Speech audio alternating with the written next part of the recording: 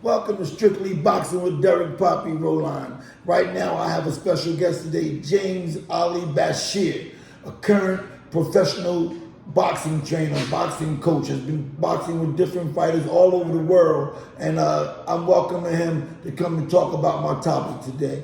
My topic I want to talk about, Mr. Bashir, I want to talk about these fighters that fire coaches. Is that a good idea? Is it a common thing? Why? Do that make it better? How important is a coach when it comes to a fighter? And does that make, is the coach fault when a fighter doesn't fall short? What do you think about that, man? I think the pros and cons. Sometimes it's a good idea, sometimes it's a bad idea. Okay. I think that most of the fighters are looking for somebody to blame for their failures anyway. So yeah, it's convenient for them to say, well, I need a new coach, Right. to make me better, but I think it's the individual that makes him or herself better. Yeah, I'm trying to figure out, one of the big things that kind of like, when my man Dante Wilder, when Mark Brennan threw in the towel, they said they wanted to fire the coach. Like I'm thinking, like, how do you fire somebody that's main purpose is to for your well-being and make it better for you? What makes you seem like, how could you fire somebody that cares about you like that? What do you think about that? I think that it doesn't always be the individual. I think it's those individuals that's there present, that's in the camp. People that are looking to take that job or assume that job anyway. I'm not saying that's the case all of the time, but much of the time that's the case.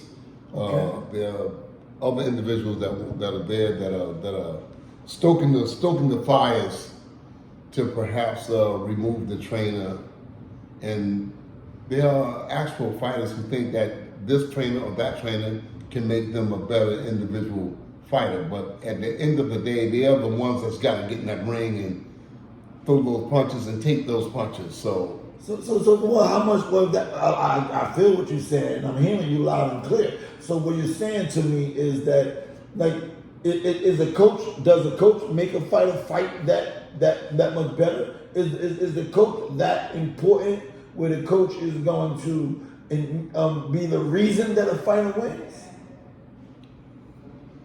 I think in some cases, yeah. I think some cases the fighters are trainers that can emotionally tap into an individual to cause that individual to be a better boxer, make a better delivery in their position in the boxing. So motivating him. The coach know how to motivate you, lift it, get you to focus, get you to listen. Right.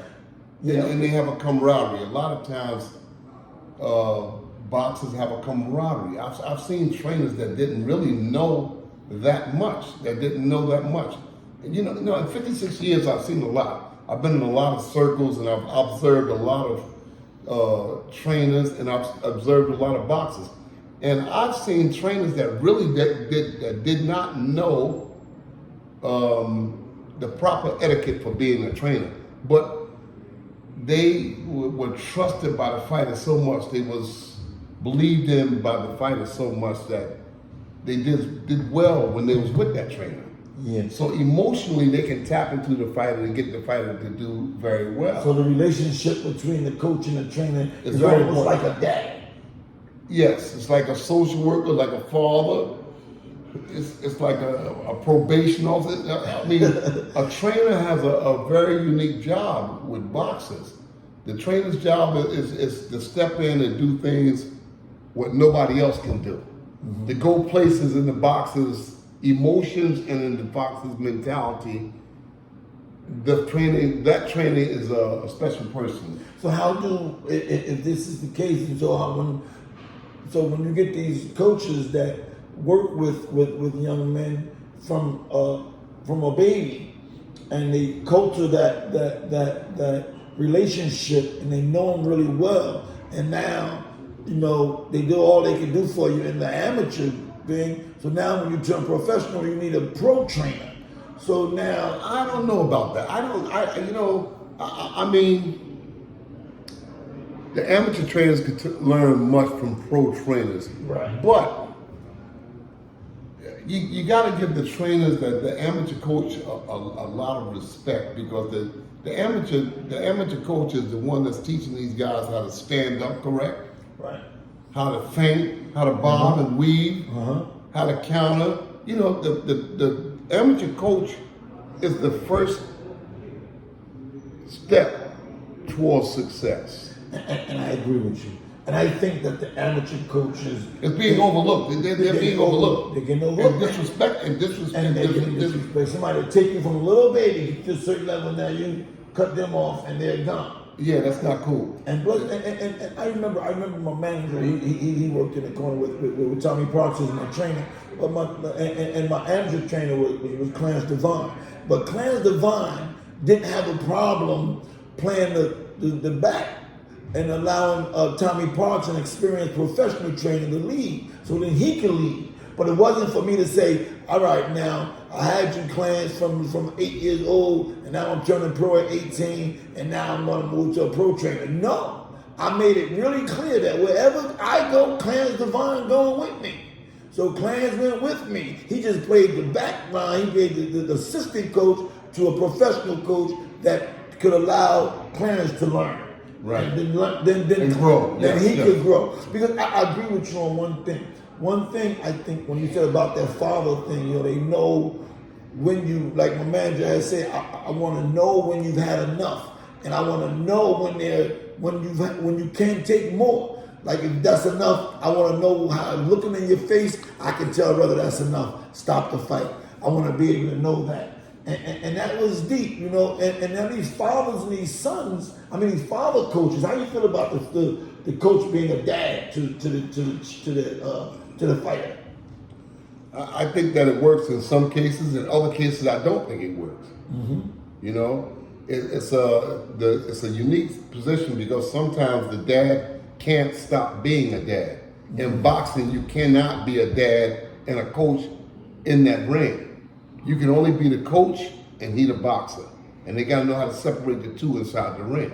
Right. You know, the coach has got to be able to make decisions that is hard for a father to make. Right. I think Sean Porter father threw in the towel too soon on one of his fights that he Yeah, perhaps. I think it was against Crawford. I think it was, right. Yeah, the emotion kicked Yeah, in. he threw in the towel. You know, he just went down, but he didn't look like he was hurt to me to throw the towel. No. I I thought so too. I thought it was premature. It was premature. Maybe the father-son relationship kind of kicked in. It's his son, you know. It's hard to separate yourself from being a trainer and the father. It's hard to separate yourself from being a father. That's your son. Yeah. And in many cases, in some cases, it's even a daughter. You know, you say, "Oh man, this is my daughter." You know, I gotta. Yeah, it's a little Because different. it weighs in the mothers in the brain, and there's a whole lot of stuff going on Yeah. inside. If something happens to this girl or this boy, I'm gonna have hell from the mom, so I gotta stop this. You know, so sometimes you gotta, you know, the pros and cons works for and against the father being the trainer. Yeah, I don't know how I feel about it. I know me and Roy Jones talked about that. He had a problem with his dad. His father took him to a certain Well, level. you see, He wanted to go further. Devin Haney's dad now is moving him from coach to coach, looking for an answer. But I don't know whether that's the right thing to do. I don't know whether that's the right thing to do. I mean, you know, he's taking it. You know, last time I saw Freddie Roach was training, this person training, that person training. Right. I think it's a bad mistake. I think that he needs to settle on one trainer. The boxer himself needs to say, "Look, this is the guy I want to work with." Let the boxer say, you know, there should be the dad or the mother or anybody to decide who that boxer wants to train, because that boxer knows who makes him feel good in the corner, who makes him want to go, who makes him want to go out and initiate his actions. Right. So that boxer says, "Look, I want that person to train me." And it got to be somebody that he trusts and does have a certain the boxer knows. The boxer knows. The boxer has to know. The boxer but then you knows. get a lot of fighters that, you know, they go with a fighter. Because I remember what's his name? The guy he had his trainer, and he fired his trainer for saying he was lazy. What's his name? He heavyweight, middleweight. No, lightweight. He fought. He fought Devin Haney. What's his name? I can't think of his name. Devin Haney? You fought Devin Haney? Yeah, I think. Mexican? Garcia, was it Garcia? Not Garcia, not Danny Garcia. That's another story with him and his fathers and the coaching things there. Yeah. But I think he had other trainers with them, so it didn't come back to me. But he had fired one coach, then he had got another coach. Then he works with Derrick James now. Yeah, Garcia. Garcia, okay. So he with Derrick James now. But before Derrick Garcia, he had Goosen, and then before Goosen, he had the other trainer. Yeah, that one that trained when he lost to Canelo's trainer. Right. So like, what are these trainers gonna do? What one trainer gonna do, the other trainer ain't gonna do? And then because to me, I would feel like the person that you with the longest and build a rapport with is who you want to be your trainer, right? Yeah, it's sometimes it's the boxers and sometimes it's the trainers, but a lot of times is boxers want to come in and they want to call their own shots. Right. I've worked with a lot of guys here in America and around the world for that fact, and even down in South Africa. And then the guys come in and say, "No, today I want to do this here." I said, "No. Today this is what we need to do." Right. They said, "Yeah, but I want to do this here." And I'm saying, "Yeah, but today we need to do this." And then the guy says, "Well, I want to do that day." I said, "Well," I shake hands with him and say, "Have a nice day. I gotta go." Because you're a young kid. I've been doing this 56 years of my life. You're a young kid. How old are you? You're 25, 26 years old. You tell me you're from the amateurs. I want to do this. I want to do that. Go ahead and do it. Right. You don't need me. Well, you got me. What do you need me here for? What do you need me here for? You gotta have a certain level of respect No. and trust in your coach. I gotta go with that. I gotta go. I have to leave. Yeah. Get somebody else to do that stuff.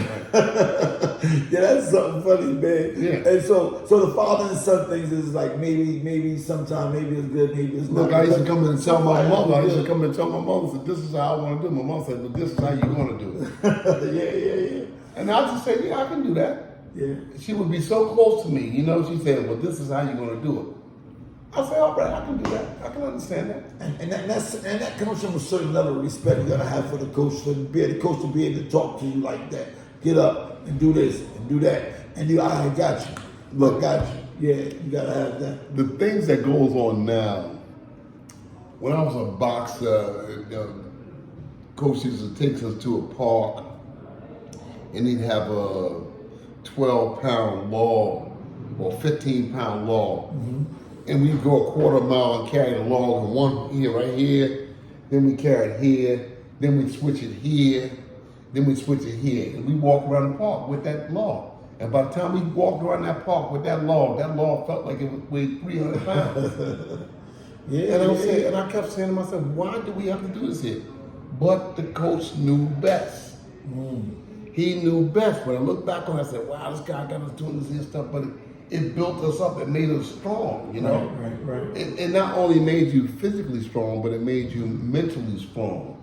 Well, how do you feel about the coaches that are training these good fighters and they don't have no fighting experience, meaning not in the gym at all, or there are such things as having a student of the fight game, right?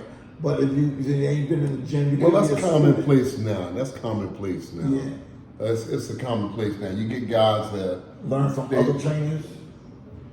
Well, and then some of the trainers are having on-the-job success. They didn't have any prior knowledge of training. They were amateur coaches, perhaps, and then they moved on to the pros, and they made a lot of errors, and they had some successes. Like Derrick James had a lot of success with the Charlo and Spence.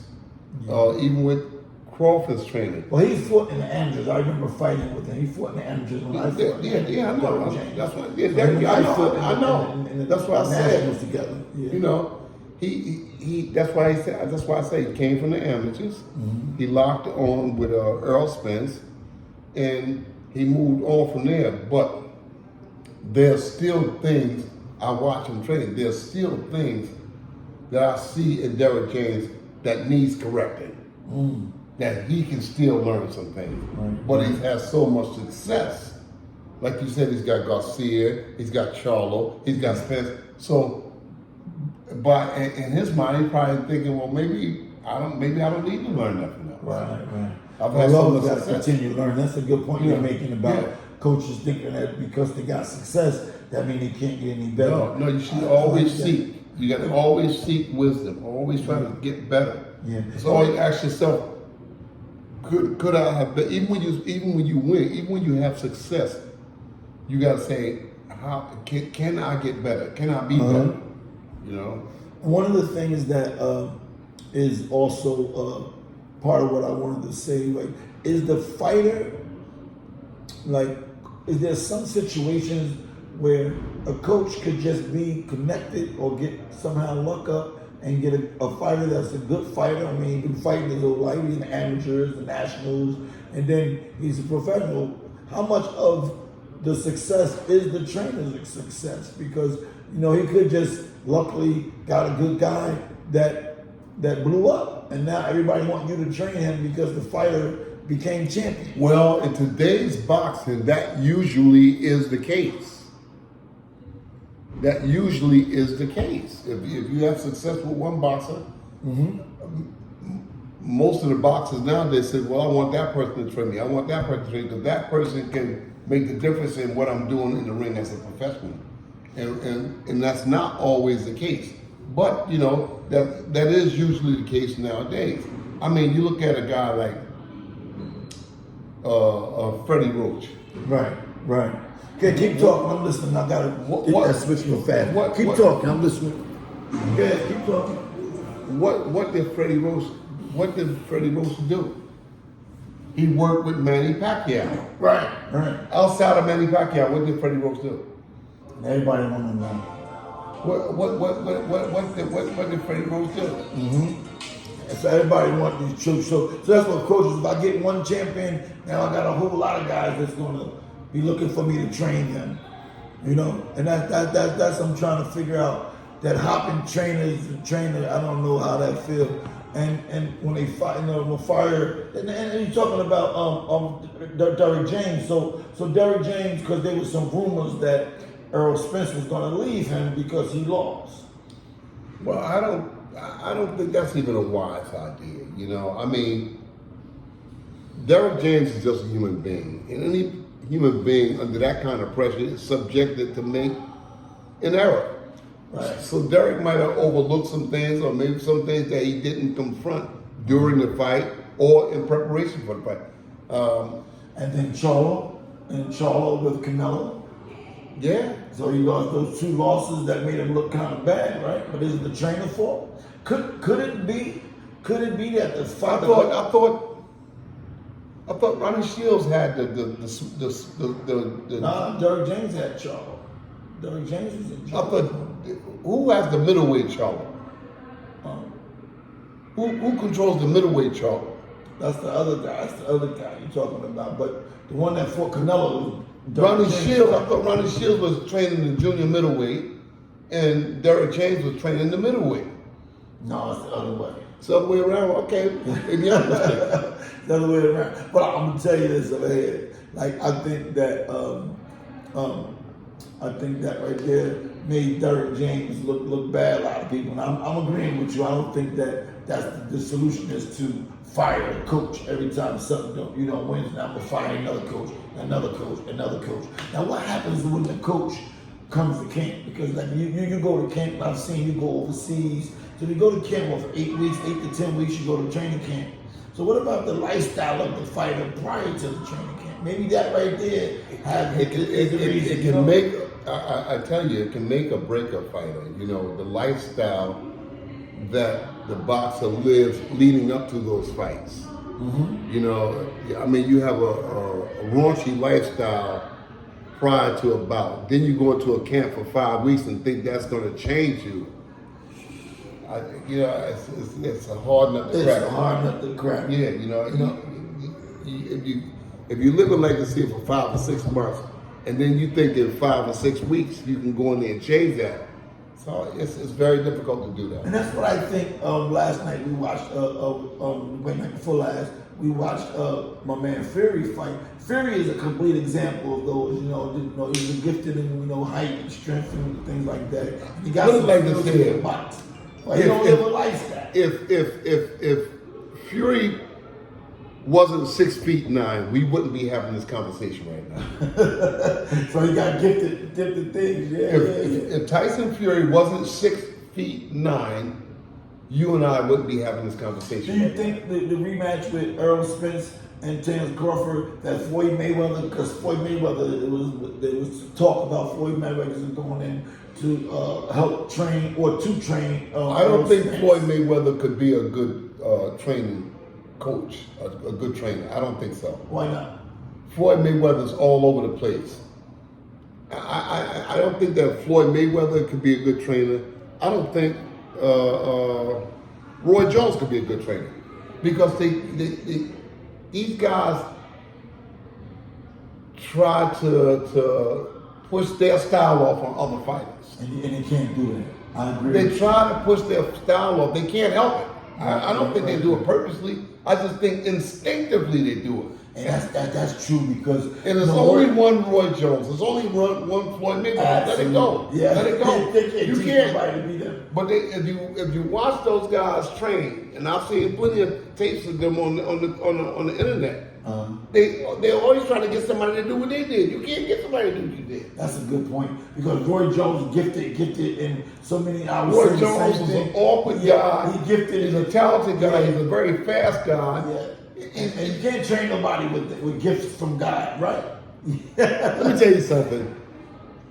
Three guys that got more people knocked out in pro boxing than anybody else in history: Muhammad Ali, Roy Jones, and Floyd Mayweather. They've got so many people knocked out trying to emulate them. You can't emulate that style. You gotta let the style be what it is. Leave it alone. You can't. Give me your opinion on what you think a good boxing coach has to have or has to be. What he must consist of. A good trainer. The first thing a good boxing coach gotta have is common sense.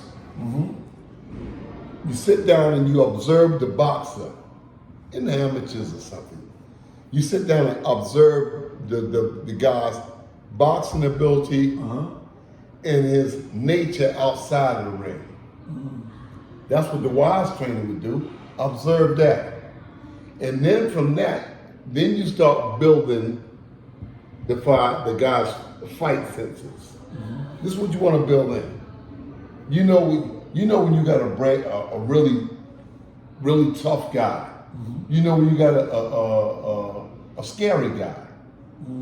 You understand? So you got to build the fighter's fight plan based on what the guy's character is. You can't make a gorilla out of a guy that's shaky. So when you go overseas, you get these fighters, and the fighters, you look at, you say, okay, he look good, he looks like he's good. You don't change the fighter. You don't change what he's doing. You can't change, and then you can try to force change. You could try to force change. What I see a lot of coaches do, they say, we're going to be this, we're going to be that, we're going to do this, we're going to do that, we're going to do. But they're not looking at what the guy's mindset is. I said, no, it's not going to work. You're trying to put a size 8 into a size 5. It's not going to work. I see situations like I sit back, I don't say nothing, but I sit back and I come back and tell them, I said, listen, how about you doing this here? Yeah. A lot of these guys are very, very scary guys. But I understand that a scary guy can also be a very dangerous guy. That's right. If you play your cards right with him. Yeah, But you can't go out there and try to make them, you can't go out there and try to make a Jimmy Young into a George Foreman. It's funny, that's what I like about Tommy Parks, man. Tommy Parks was the type of trainer that he's not going to change what you're doing. He's going to say, okay, well, if you're going to do it like that, you're going to have to do this. And then he'll give you something that will make what he's doing comfortably and acceptable. I learned a lot from Tommy Parks. Something wrong with that thing. It's almost time. All right, well, listen, this is Dirty Pop Roll On at Strictly Boxing. I had James Ali Bashir with me, current professional boxing trainer, world-renowned boxing coach. You heard it from him. He talked about coaches and the fighters. Is it a good idea to hop from coach to coach? Ali Bashir says sometimes it is, sometimes it ain't. they gotta take their time. This boxing now is very different from the boxing of the 40s, the 50s, the 60s. This is more commercial now Yeah. than it is. So coaches gotta continue to develop because new content always changing, new ways of doing things. It's not the But same. now it's like a business now. It's more like a business as opposed to it being a sport. Yeah. You know, people grew in the old days. You know, you had guys like Archie Moore, you know, Jake LaMotta and those kind of guys. Those guys, they did it because they was trying to survive. You know, these guys, Jake LaMotta had over 50 fights before he had a world title shot. Now a guy get a world title shot in 15 fights. His debut. Listen, this is it. Derek Poppy Roland, strictly boxing. Like and share and subscribe to the channel. Peace. We out.